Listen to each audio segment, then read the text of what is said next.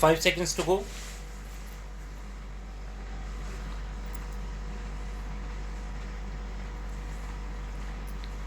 Start. It is true that the plaintiff had averred in the plaint that the defendant was closely related to her and she had entrusted the management of the scheduled land to him, and on his request she had leased the suit land to him in the year 1971, and he had paid the rent by way of share.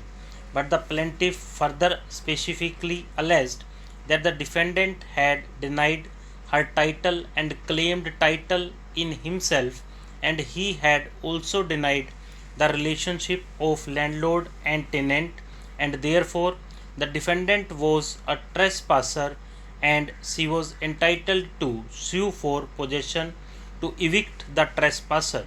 The averments relating to defendant earlier being the tenant furnish the factual background leading to the cause of action for the suit. The averments in the plaint should be read as a whole. If so done, it is clear that plaintiff claims that defendant is a trespasser in the suit land. Significantly, the defendant in his written statement did not allege that he was the cultivating tenant of the suit land. On the other hand, he denied the title of plaintiff and asserted ownership and title in himself by adverse possession, alleging that he was in occupation of the suit property since 1957 in his own right. He categorically stated that plaintiff was never his landlord. Neither plaintiff nor defendant claimed or admitted that there was relationship of landlord and agricultural tenant. To repeat, plaintiff's case was that the defendant was a trespasser. Consequently, tenancy was not an issue in the suit. Section 13 requires an application to be made to the special officer under the Act only when a landlord wants to terminate the tenancy and evict his cultivating tenant and not otherwise.